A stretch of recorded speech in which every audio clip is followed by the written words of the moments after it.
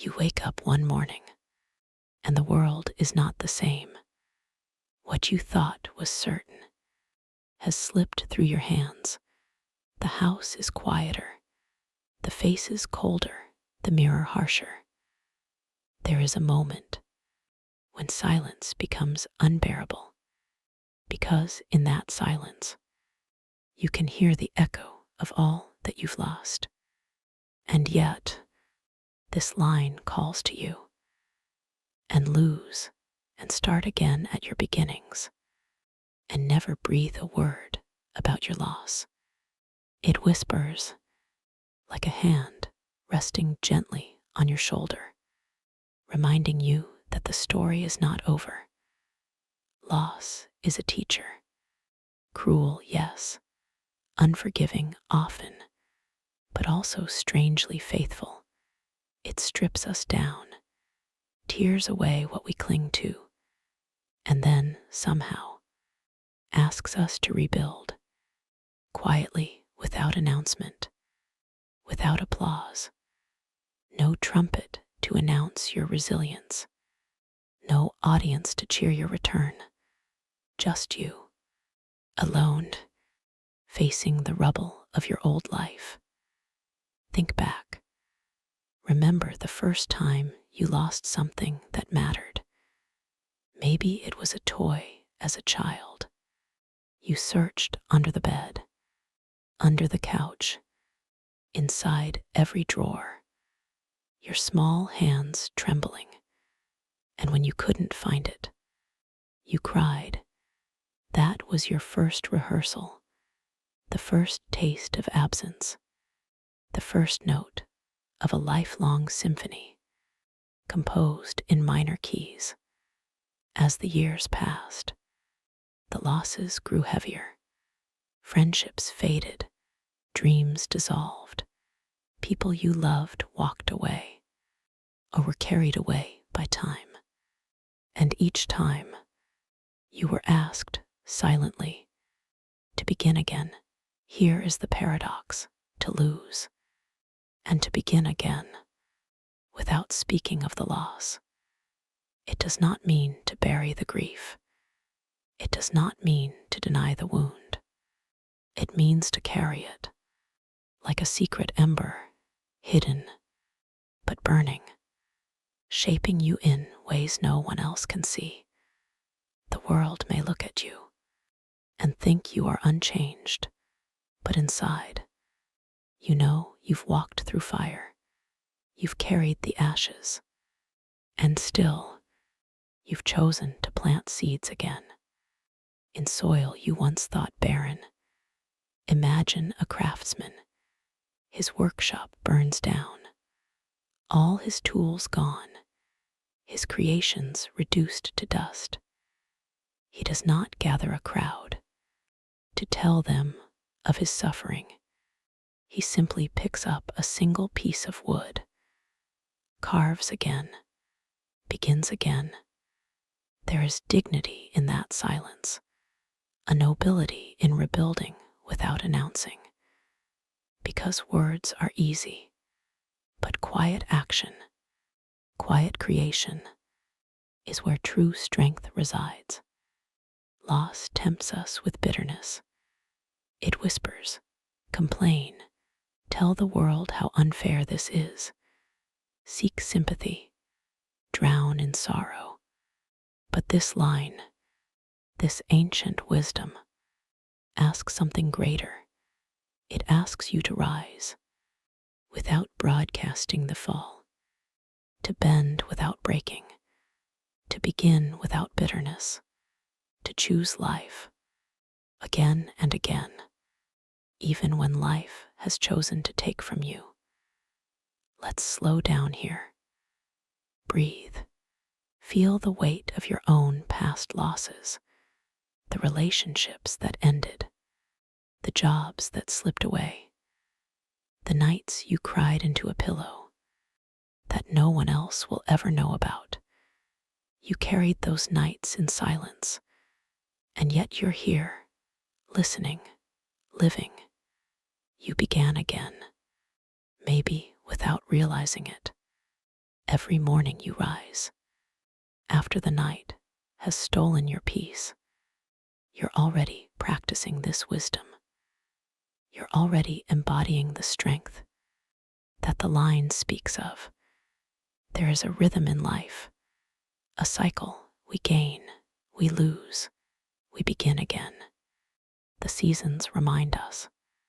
Trees shed their leaves, stand naked in the cold, and still, come spring, they bloom again. They do not cry out in winter. They do not beg for pity. They simply endure. And when the time comes, they grow. So it is with us. Consider the lives of those who inspire us. They are not people who never lost. They are people who lost, deeply, painfully, and began again, without turning their suffering into a performance. Think of the musician who fails for years, then writes one song that carries his soul into the world. Think of the athlete whose body breaks, who rebuilds in silence and returns not with excuses, but with strength. Think of the mother who buries a child, yet still smiles at the sunrise and raises her other children with love instead of bitterness. They are not saints. They are not superhuman. They are living this very line, and lose and start again at your beginnings, and never breathe a word about your loss. But what about you? What losses are you carrying right now? What part of your story feels broken? You may not be ready to begin again, and that is okay.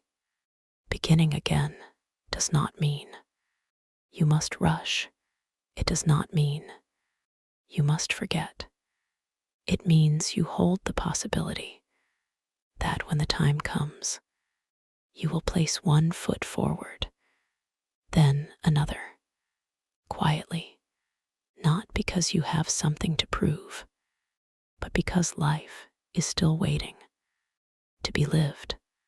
I want to tell you something. You are stronger than you think, but not in the loud way the world celebrates. Your strength is quiet, unseen. It lives in the moments where no one is watching, when you choose not to give up, when you choose not to complain, when you choose to smile, though your heart is heavy. That is the kind of strength this line honors, the kind that bends, but does not break, the kind that begins again, without the need for applause. Let's linger on that silence, that refusal to breathe a word about your loss. In a world that rewards noise, silence becomes radical. Everyone wants to share their pain, their complaints, their wounds, but you are invited to be different, to carry your scars with dignity, to let your healing speak for itself, to let your life be the testimony, not your words. There is no shame in grief, but there is immense power in the quiet perseverance that grief cannot extinguish. Imagine this as a story. A man loses everything: his home, his work, his family. He disappears from sight. For years, no one hears from him. No cries of injustice, no public mourning. And then, one day, he returns, not with the same things he lost, but with something new. A garden he planted, a skill he learned, a peace he found. He does not tell the world what he endured. He does not list his sufferings. He simply lives, quietly, fully, like a tree that bends, breaks, and grows again. The truth is, loss is inevitable, but how you meet it, that is your choice. You can let it define you, or you can let it refine you. To lose, to begin again, and to stay silent is to choose refinement, to let suffering shape you into something deeper, something truer, not a victim, not a martyr, but a soul reborn in quiet strength. So here is the invitation. When loss comes, and it will, meet it with open hands. Let it take what it must. Grieve in private. But when the time comes, start again, build again, love again, live again, and never breathe a word about the loss. Not because it didn't matter, but because you are no longer defined by it. You have become more than what was taken from you. Let's close with this vision.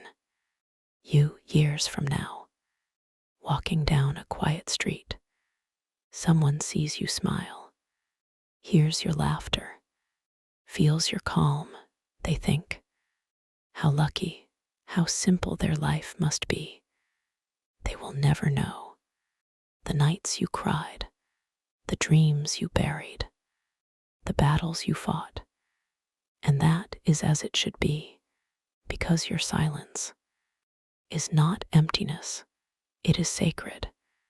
It is the mark of one who has lost and begun again and chosen to live without bitterness and lose and start again at your beginnings and never breathe a word about your loss. Carry these words. Let them guide you. Let them remind you that life is not measured by what you lose, but by how you rise again. Quietly, patiently, faithfully, and when you begin again, know this, you are not starting from nothing. You are starting from wisdom, from strength, from experience. That is the gift of loss. That is the gift of silence. That is the gift of beginning again.